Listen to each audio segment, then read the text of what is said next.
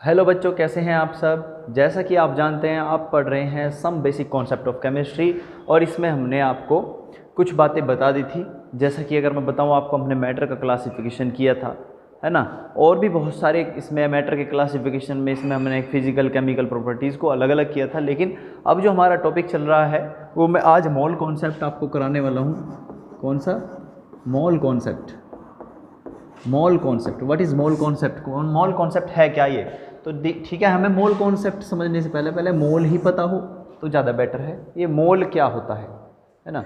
और आप सब जानते होंगे, आपने अवोगाद्रो संख्या पढ़ी होगी, अवोगाद्रो नंबर पहले पढ़ा होगा, अभी पीछे के लेक्चर्स में पढ़ा होगा, मैंने पढ़ाया है ना। तो उसमें अवोगाद्रो नंबर जो होता है मेरे पास, उसी के इक्वल मोल्स होता है। अगर आपने कभी देखा हो कि मैं मोल की बात करता हूँ, 1 मोल की बात करता हूँ, तो 1 मोल किसके इक्वल होता है? 1 मोल इक्वल होता है 6.022 इंटू 10⁻23 एटम्स और मोलिक्यूल्स। एटम्स, अगर मैं एटम्स के इक्वल मोल को देखूँ तो इतने एटम्स होते हैं, ठीक है। अगर मैं बात करूँ 1 मोल टॉफ़ी की, तो 1 मोल टॉफ़ी में कितनी टॉफ़ी? इतनी टॉफ़ी, है ना। 1 मोल बनाना में इतने बनाना, 1 मोल तरबूज में इतने तरबूज। तो ये बात आपके समझ में आती होगी। अगर और भी कुछ आप सब्सटेंस लेने जा रहे हैं तो 1 मोल में इतना होता है, इतने एटम होता है, इतनी पार्टिकल होता है, इतना मॉलिक्यूल्स होता है, ठीक है। तो इसके अकॉर्डिंग अगर मैं देखूँ तो मैं अगर बात करूँ 1 मोल ऑफ हाइड्रोजन की, 1 मोल ऑफ हाइड्रोजन एटम की, तो 1 मोल में कितने हाइड्रोजन एटम होते हैं? 1 मोल में हाइड्रोजन एटम होते हैं 6.022 इंटू 10⁻23 एटम्स, है ना। जैसे आपने पहले पढ़ा होगा, ये एक यूनिट है, जस्ट एक यूनिट, है ना, एक यूनिट है बस, और कुछ नहीं है। क्योंकि आपने जैसे आपने दर्जन पढ़ा है, दर्जन बोलते हैं जिसको, है ना। एक दर्जन में कितने सब्सटेंस होते हैं, कितना टर्म्स होती है? 12 टर्म्स। अगर कोई आप 12 टर्म्स लेने जा रहे हो तो वहाँ बोलोगे कि 1 डजन ये दे दे। पेयर सुना होगा, पेयर को जोड़े कहते हैं। देख, अगर मैं बात करूँ, कोई भी 2 चीज़ें आप ले रहे हैं तो उनको कहेंगे कि मैं इसका पेयर लाया हूँ, ठीक है। जैसे ब्लू ब्लैक पेन होता है तो पेयर ऑफ द पेन, या जूते भी होते हैं हमारे पास, वे भी पेयर में होते हैं, ठीक है। तो हमारे पास अगर मैं पेयर की बात करूँ, ऐसे ही 12 टर्म्स होती हैं। ऐसे ही जब इतनी टर्म्स गुना होंगी तो इसको हम एटम्स बोलेंगे। इतने एटम्स में 1 मोल होता है, ठीक है। 6.022 इंटू 10⁻23 एटम्स में 1 मोल काउंट होता है। अगर मैं बात करूँ, अभी मैंने हाइड्रोजन एटम बताया आपको कि एक मोल ऑफ हाइड्रोजन में कितने एटम होते हैं? 6.022 इंटू 10⁻23 एटम्स होते हैं। अगर मैं बात करूँ 1 मोल ऑफ ऑक्सीजन की, 1 मोल्स ऑफ ऑक्सीजन एटम की, एक मोल में कितने ऑक्सीजन एटम होते हैं? तो यहाँ भी यही बोले जाएगा कि 1 मोल में 6.022 इंटू 10⁻23 एटम्स होते हैं ऑक्सीजन के, एटम्स ऑफ ऑक्सीजन, है ना। तो इस तरीके से हमारे पास बहुत सारे हो सकते हैं। अगर मैं बात करूं 1 मोल ऑफ सोडियम एटम, 1 मोल में कितने सोडियम एटम होते हैं? तो यहाँ भी हम यही बताएंगे कि 6.022 इंटू 10⁻23। मैं समझता हूँ आपके ये जो कॉन्सेप्ट है ये समझ में आया होगा कि मोल एक्चुअल में है क्या नंबर, है ना। ये क्लियर हुआ होगा। अब मैं मोल फाइंड करने की बात करता हूँ। मोल कैसे फाइंड किए जाते हैं, तो आपको ये पता होना चाहिए मोल फाइंड करना कैसे होता है। और मोल्स फाइंड करने से पहले, अगर मुझे मोलों की संख्या निकालनी है, उससे पहले मुझे मोलर मास आना चाहिए निकालना, है ना। तो मोलर मास आपको निकालना आना चाहिए। मैंने तो आपको बता ही दिया था पहले ही, ठीक है। तो अब मैं मोलर मास की बात कर लूँ थोड़ी सी पहले। मोलर मास, ये मोलर मास क्या है?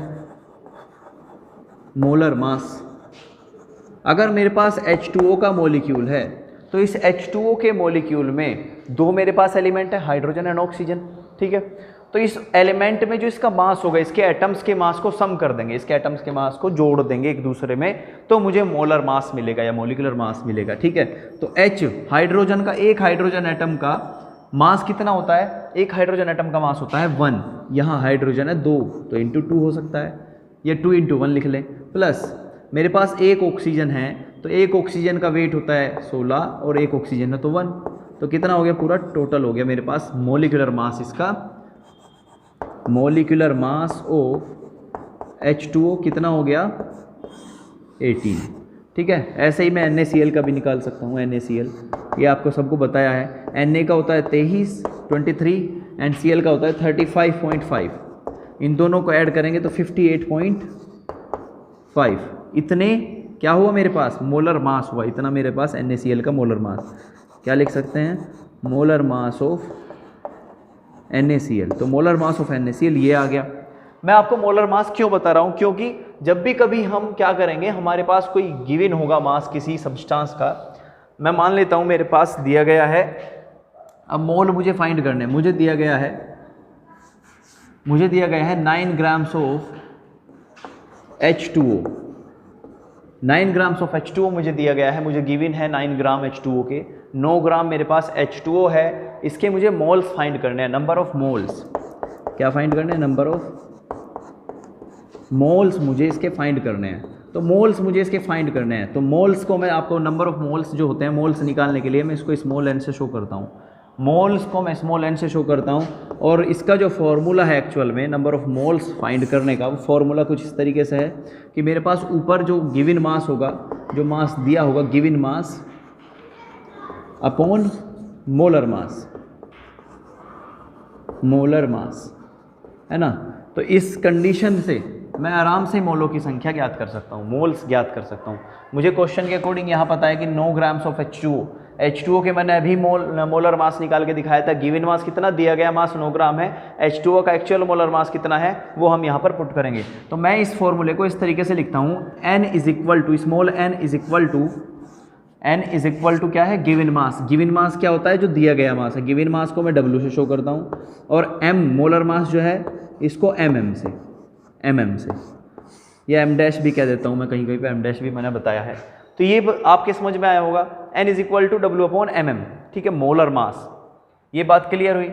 अब जो मेरे पास क्वेश्चन है मैं उसके अकॉर्डिंग देखता हूँ। तो मुझे n क्या है, नंबर ऑफ मोल्स फाइंड करने हैं। तो n फाइंड करने के लिए क्या होगा, यहाँ गिवन मास कितना 9 ग्राम, और इसका मोलर मास कितना, H2O का मोलर मास निकाल लो। मोलर मास ऑफ H2O कितना आएगा, देखिए 2 H है, 2 गुना 1 हाइड्रोजन का 1 एटॉमिक मास होता है, 1 ऑक्सीजन का कितना होता है 16, तो total molar mass 18।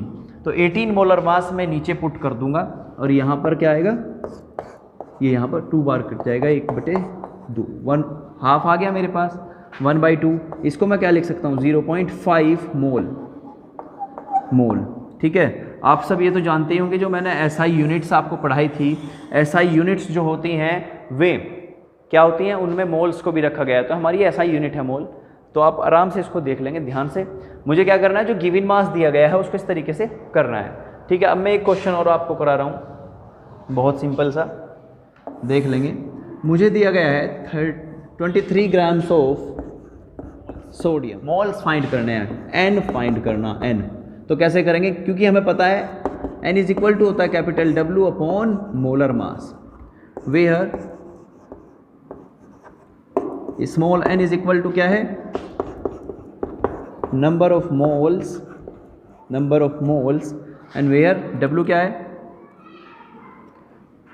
Capital W क्या है, कैपिटल W है गिवन मास, एंड mm क्या है, मोलर मास, m है मोलर मास। तो वैल्यू पुट कर दो, आंसर आ जाएगा।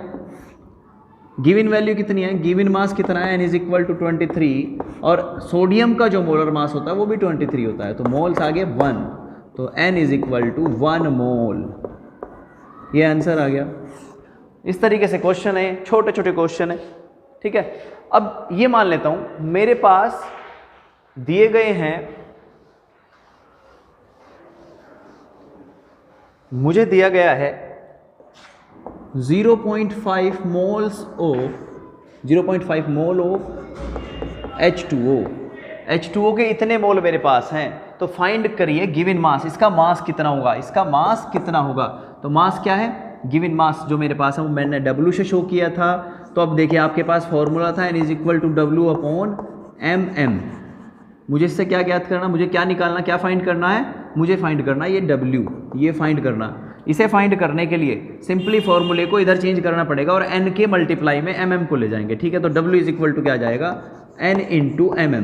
मोलर मास में मोल्स की गुना कर दो तो तुरंत गिवन मास निकल कर आएगा, ठीक है। ये बात क्लियर है, हाँ जी बिल्कुल क्लियर है। अब देखिए क्या होगा, तो मेरे पास W मुझे फाइंड करना है, गिवन मास कितना दिया गया है इसका वो फाइंड करेंगे। यहाँ पर 0.5 मोल्स है, तो मैं यहाँ क्या करूँगा 0.5 पुट करूँगा मोल्स की संख्या इनटू इसका मोलर मास कितना आया था 18 आया था, आपको सबको निकलवाया था। तो ये मेरे पास इसका आंसर क्या आ जाएगा 9.0 सॉरी, ये मेरे पास इसका वेट आ गया, मुझे दिया गया था 9.0 ग्राम ऑफ H2O। तो इसका जो हमारे पास मात्रा है वो इतनी आ गई है। ठीक है, अब मुझे यहाँ पर थोड़ा सा चेंज भी वो दे सकता था। क्या चेंज दे सकता था? अगर मुझे यहाँ फाइंड होता 1 मोल, क्या फाइंड होता 1 moles of H2O, 1 mole of H2O में यहाँ 1 रख देता मैं, और यहाँ 1 रखते ही तुरंत इसकी वैल्यू चेंज हो जाती। चेंज होते ही वैल्यू क्या आती यहाँ पर 18 ग्राम्स ऑफ H2O। ठीक है, तो इसके लिए ये क्वेश्चन हो जाता। मुझे क्वेश्चन दिया गया क्या है, क्वेश्चन दिया है 1 moles of H2O, find the given mass, mass कितना है इसका। तो यहाँ मास हम निकालने के लिए इसको इस तरीके से पुट कर देंगे। ठीक है, तो आपकी एक बात समझ में आई होगी, ये इस तरीके से हम यहाँ से निकाल सकते हैं। अगर मुझे कोई क्वेश्चन जैसे वहाँ पर दिया गया है, मैं इसको रफ कर रहा हूँ, आप इसको यहाँ से नोट कर सकते हैं वैसे। ठीक है, ये मुझे यहाँ पर दिया गया है। अब आप सबको पता है, अगर मुझे चेक करने हैं कि मेरे पास 1 ग्राम हाइड्रोजन जो मेरे पास है, अगर मैं हाइड्रोजन की बात करूं कि हाइड्रोजन का परमाणु भार कितना हो, एटॉमिक वेट कितना होता है 1 होता है, ये 1 ग्राम ऑफ मोल्स में होता है, 1 ग्राम पर मोल में होता है। ठीक है, हाइड्रोजन का जो वेट है, हाइड्रोजन का जो मास है सॉरी, वे क्या है ग्राम पर मोल में है। तो मैं इसको मोल को इधर ले जा सकता हूँ, मोल्स को इधर ले जा सकता हूँ। मीन्स दैट क्या है कि मेरे पास जो H एटम है, मेरे पास 1 मोल के लिए पर मोल मतलब 1 मोल में 1 मोल ऑफ H में 1 ग्राम मेरे पास ये मात्रा है। ठीक है, अगर मुझे इस वैल्यू को मोल्स निकालने हो इसके, तो मेरे पास सीधी सी बात है 1 मोल तो है ही। ठीक है, तो 1 मोल्स ऑफ मेरे पास यहाँ हाइड्रोजन दे रखा। अगर मुझे इसे कन्वर्ट करना है, कितने एटम्स के लिए ये वैल्यू है, कितने एटम्स के लिए 1 ग्राम इसकी वैल्यू है, ये 1 मोल ऑफ एटम के लिए है। अगर मैं केवल एटम के लिए बात करूं, ये 1 मोल ऑफ हाइड्रोजन के लिए है। अगर मैं एक एटम के लिए बात करूं, तो मुझे मोल के स्थान पर एटम्स, मैंने शुरू में ही बताया था, जो मोल होता है वो अवोगाद्रो संख्या के इक्वल होता है 6.022 × 10⁻23, है ना। Atoms of hydrogen is equal to 1 gram. इतने एटम हाइड्रोजन के इस 1 ग्राम के इक्वल होते हैं। तो हुआ ना सबसे हल्का एटम। भाई ये कितने हैं, अगर मैं इस 6 के आगे 23 जीरो लगाऊंगा, इससे आगे चल के तब ये आएगा, है ना। देखो 6 1 2 3 सॉरी 2 2 3 4 5 6 7 8 9 10 11 12 13 14 15 16 17 18 19 20 21 22 23। ये इतनी बड़ी संख्या है, इतने सारे हाइड्रोजन एटम के लिए 1 ग्राम है हो। तो एक हाइड्रोजन का वेट कितना होगा, एक हाइड्रोजन एटम का वेट कितना होगा, मैं यहाँ से ही पूछना चाह रहा हूँ। तो अगर मैं एक हाइड्रोजन एटम के लिए देखूँ, 1 एटम्स ऑफ हाइड्रोजन के लिए कंडीशन देखूँ, तो 1 ग्राम अपॉन 6.022 × 10⁻23 होगा। ठीक है, ये होगा। मैंने आपको पहले एटॉमिक वेट में बताया, एटॉमिक वेट में ये चीज़ें मैंने वहाँ पर आपको डिफाइन की हैं। अगर मैं इसे मैं 10 में ऊपर नीचे मल्टीप्लाई कर दूँ तो क्या होगा, देखेंगे। एटॉमिक वेट में जो मेरे पास AMU था, एटॉमिक वेट मॉलिक्यूल यूनिट थी जो एटॉमिक की, है ना, एटॉमिक मास यूनिट जिसको बोलते हैं। अगर मैं ऊपर नीचे 10 की मल्टीप्लाई कर दूं, है ना, 1 atom of hydrogen equal to 1 × 10 upon 6.022 × 10⁻23 × 10। ये 23 और 10 1 जो पावर है मेरे पास, ये हो जाएगी 6.022 × 10⁻, नीचे रखूँगी, × 10⁻24। ये एक पावर थी, ये 23 है, 23 है। अब जब बेस सेम हो तो पावर जुड़ जाती है, ऊपर की जुड़ जाती है ना, वो भी वही काम यहाँ पर हुआ है। तो ये पावर यहाँ प्लस में, ऊपर मैं निगेटिव में ले जा सकता हूँ। 10/6.022 × 10⁻⁻24 ये हो गया। किसके लिए चल रहा है, ये चल रहा है मेरा एक एटम के हाइड्रोजन वेट देखने के लिए, एक एटम का हाइड्रोजन वेट देखने के लिए ये काम हो रहा है। तो इसकी वैल्यू कितनी आने वाली है, इसकी वैल्यू आएगी भाई 1.66 × 10⁻⁻24। ठीक है, ये एक हाइड्रोजन एटम का, 1 एटम ऑफ हाइड्रोजन के लिए ये ग्राम्स में मात्रा है। इतने ग्राम्स एक हाइड्रोजन एटम का मास होता है। है ना। अब समझ में आया बात, एक हाइड्रोजन एटम का मास इतना सा कैसे आया, इतना छोटा मास है, तो इतना छोटा ही मास होता है भाई एक हाइड्रोजन एटम का। अब आपकी अच्छे से समझ में आया होगा, मैं समझता हूँ। तो अगर मैं इसके अकॉर्डिंग देखूँ तो आप सबको यहाँ एक बात क्लियर हो रही होगी। वो क्या क्लियर हो रही है कि यहाँ पर जो मेरे पास इसका एक हाइड्रोजन एटम का वेट आया है, मास आया है सॉरी, तो मास इतना है 1.66 इंटू 10⁻⁻24 ग्राम्स।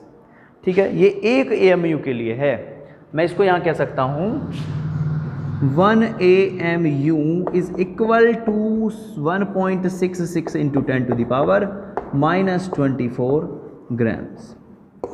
ये एक बहुत बढ़िया फॉर्मूला है, बहुत महत्वपूर्ण फॉर्मूला है, पूछ लिया जाता है कई बार। ठीक है, तो ये बात क्लियर हुई है। अब मैंने मास तो यहाँ निकालना नहीं है, तो मास तो निकालने के लिए यहाँ बात नहीं उठती। यहाँ मैंने मॉलिक्यूलर मास आपको बताया, मोल कॉन्सेप्ट के लिए मैं कुछ बातें यहाँ पर बता रहा था, है ना। तो अब आपको समझ में आया होगा कि मैं यहाँ पर क्या क्या कर सकता हूँ। वो तो मैं थोड़ा डीपली चला गया था। अगर मैं केवल गिवन मास और मोल्स की बात करूँ तो मैं थोड़ा सा यहाँ चेंज करके क्या लिख सकता हूँ, मैं थोड़ा सा यहाँ एटम्स निकाल सकता हूँ एक चार्ट के द्वारा। वो चार्ट मैंने आपको बताया था, सुबह भी मैं उसकी बात कर रहा था चार्ट की। क्या है, अगर मुझे किसी भी एलिमेंट का मास गिवन है, क्या है, गिवन मास गिवन है, और इस मास गिवन से मुझे क्या निकालने हैं, मोल फाइंड करने हैं, मोल्स फाइंड करने हैं। तो कैसे करूँगा, मोल फाइंड करने हैं तो मैं हमेशा आपने ध्यान रखा होगा, मैं डिवाइड करूँगा किससे, मोलर मास से मॉलिक्यूलर मास से, है ना। अगर मुझे मोल दिए हैं और मुझे गिवन मास निकालना है, गिवन मास गिवन, है ना, मुझे मास ही निकालना है, तो मैं क्या करूँगा, मल्टीप्लाई करूँगा मोलर मास की किसमें, इसमें। ठीक है, अगर मुझे मोल से एटम्स निकालने हैं, कितने एटम्स होते हैं, क्या निकालने हैं, नंबर ऑफ एटम्स निकालने के लिए मोल से अगर मैं नंबर ऑफ एटम्स निकाल रहा हूँ तो क्या करूँगा मैं, तो मैं यहाँ पर मल्टीप्लाई करूँगा 6.022 इंटू 10⁻23 की, मीन्स Na की, एवोगैड्रो नंबर की। अगर मुझे एटम से मोल्स फाइंड करने हैं तो मैं क्या करूँगा, तब मैं यहाँ डिवाइड करूँगा, भाग करूँगा Na की, एवोगैड्रो नंबर की। आई बात समझ में, ये तो करूँगा। अब एक कॉन्सेप्ट और है इसमें, वो कॉन्सेप्ट क्या है, अगर मुझे मास गिवन है और मास गिवन से मुझे डायरेक्टली नंबर ऑफ पार्टिकल्स निकालने हैं, तो मैं क्या करूँगा, मुझे गिवन है मास और मुझे नंबर ऑफ पार्टिकल्स निकालने हैं, नंबर ऑफ एटम्स निकालने हैं, number of particle, number of molecules निकालने हैं, तब मैं इसकी मल्टीप्लाई करूँगा Na, Avogadro number upon molar मास, एवोगैड्रो नंबर अपॉन मोलर मास, मैं इससे यहाँ पर मल्टीप्लाई करूँगा। अगर मुझे नंबर ऑफ एटम्स या नंबर ऑफ पार्टिकल्स गिवन है और मुझे निकालना है क्या, गिवन गिवन मास निकालना है, तो क्या करूँगा, मैं यहाँ मल्टीप्लाई करूँगा molar mass upon Na, Avogadro number की। ठीक है, तो हम इस तरीके से यहाँ से फाइंड कर सकते हैं। मैंने आपको ये सुबह बनवाया था चार्ट। अब आगे की थोड़ी सी बात करें। अब मैं बात करता हूँ परसेंटेज कंपोजिशन की, percentage composition.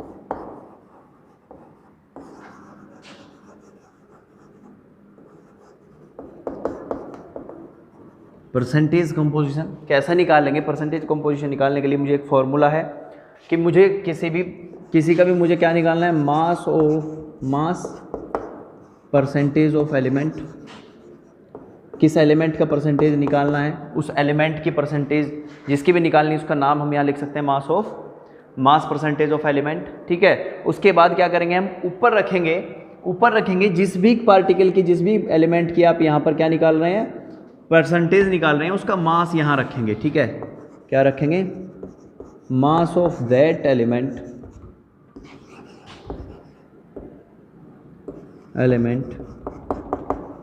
In the compound या ऑफ द कंपाउंड। अपॉन क्या होगा, अपॉन होगा मास ऑफ कंपाउंड की, किसके, या मोलर मास ऑफ कंपाउंड लिख सकते हो, है ना, क्या लिख सकते हो, mm molar mass of compound, molar mass of compound into 100 की गुणा भी यहाँ जरूर होगी, तो इसमें 100 की गुणा भी यहाँ जरूर होनी है।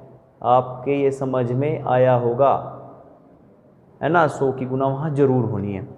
तो मेरे पास क्या है, mass of that element in the compound, जिसका भी मुझे मास कैलकुलेट करना है उसको मैं ऊपर रखूंगा, उसका मास ऊपर रखूंगा, नीचे मोलर मास से डिवाइड कर दूंगा। मोलर मास ऑफ कंपाउंड जो मेरे पास है उसके मोलर मास से उसको डिवाइड कर दूंगा, उसमें ऊपर 100 की मल्टीप्लाई भी होगी। अगर मैं मान लेता हूँ मुझे परसेंटेज ऑफ हाइड्रोजन निकालनी है, तो मैं क्या करूँगा, जिस कंपाउंड की मुझे हाइड्रोजन से परसेंटेज निकालनी है, मान लिया H2O से निकालनी है, H2O में हाइड्रोजन की परसेंटेज निकालनी है, तो percentage of hydrogen is equal two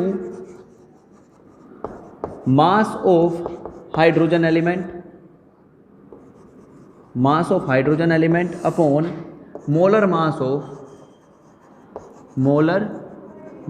of H2O into 100, ये करना है।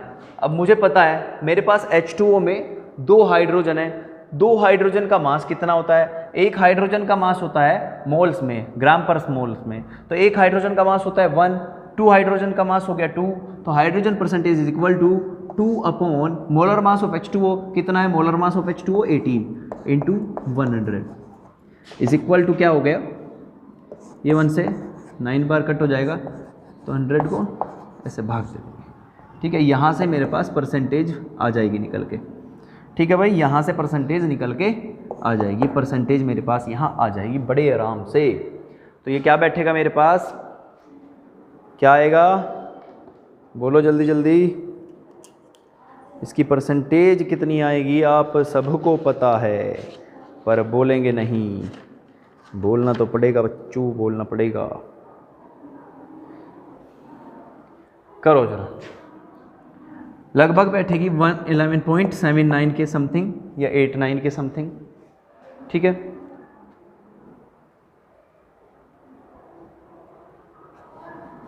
तो बच्चों इसकी परसेंटेज बैठेगी 11.18%, ठीक है। ऐसे ही मैं ऑक्सीजन की निकाल सकता हूँ, इसमें ऑक्सीजन की इसी में निकाल सकता हूँ। देखो ये फॉर्मूला हाइड्रोजन एटम के लिए आया, H2O में था, ये फॉर्मूला इसमें मैन है, तो इस फॉर्मूले से ही हमें क्वेश्चन सॉल्व करना है, ठीक है। यहाँ तो मुझे दिया था कि इसमें परसेंटेज ज्ञात करनी, इसमें परसेंटेज मुझे फाइंड करनी है, लेकिन मुझे क्वेश्चंस में परसेंटेज दी होगी एक्चुअल में, तो वहाँ जब दी होगी परसेंटेज तो वहाँ थोड़ा उल्टा क्रम हो जाएगा, वो मैं आपको सिखाऊंगा, वो मैं कल सिखाऊंगा, ठीक है। तो मेरे पास यहाँ क्या है, हाइड्रोजन एटम था, यहाँ मैं H2O में से निकाल रहा हूँ अब ऑक्सीजन की percentage of oxygen atom. Oxygen के लिए मैं परसेंटेज निकालूंगा तब मुझे क्या होना चाहिए, मास ऑफ ऑक्सीजन एलिमेंट का मास मेरे पास होना चाहिए upon molar mass of H2O का मोलर मास तो आपका है ही इंटू 100, ठीक है। निकालेंगे कैसे, मास ऑफ ऑक्सीजन एटम, एक ऑक्सीजन है तो 16 होगा, मास ऑफ H2O 18 होता है इंटू 100 होता है, डिवाइड करेंगे 8 बार 9 बार, तो ये कुल मिला करके 800/9, ये कितना आएगा 88.79 के समथिंग मेरे पास आकर परसेंटेज आएगी इसकी, ठीक है। तो इतनी परसेंटेज यहाँ पर निकली है, यही आपको यहाँ पर बताना था कि ऑक्सीजन H2O में ऑक्सीजन की परसेंटेज कितनी, हाइड्रोजन की कितनी, ये आप बता सकते हैं बड़े आराम से। तो मैं समझता हूँ आपके समझ में आया होगा। एक क्वेश्चन मैं और आपको दिखाता हूँ अभी करके इससे,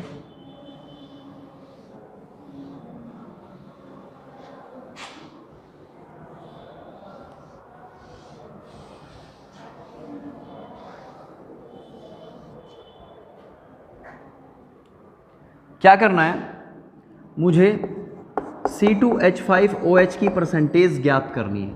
C2H5OH में कार्बन की परसेंटेज ऑफ कार्बन, है ना, परसेंटेज ऑफ हाइड्रोजन ये फाइंड करना है, परसेंटेज ऑफ ऑक्सीजन फाइंड करना है। कैसे करेंगे, हमें फॉर्मूला पता होना चाहिए कि परसेंटेज किसी भी एलिमेंट की, मान लिया मेरे पास कार्बन की परसेंटेज की अगर मैं बात करूँ यहाँ पर, तो मेरे पास क्या होना चाहिए, मास ऑफ कार्बन एटम या एलिमेंट,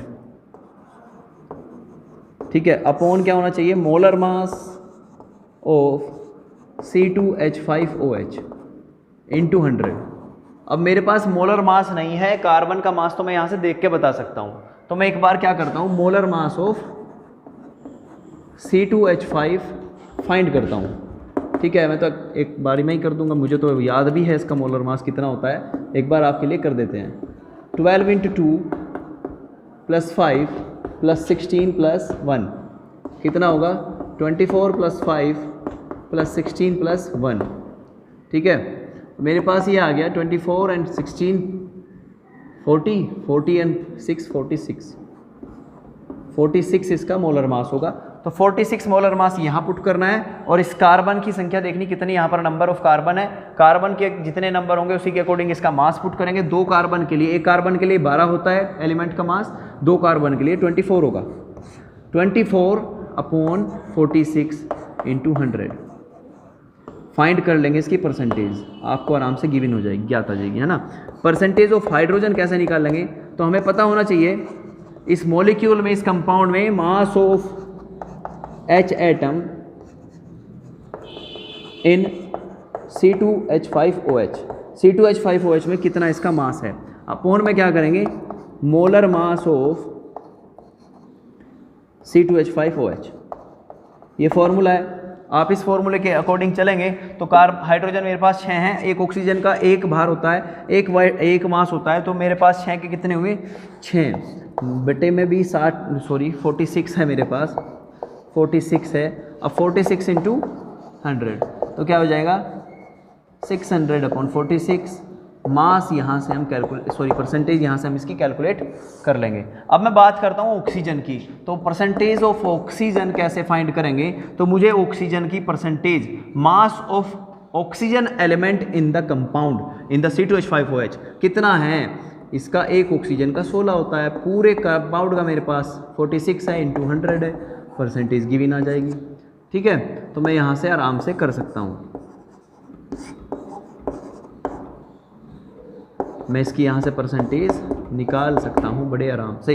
तो आप ये काम कर लेंगे, बहुत अच्छे से क्वेश्चन आराम से सॉल्व हो जाएगा, आपकी NCERT में दे भी रखा है। ठीक है।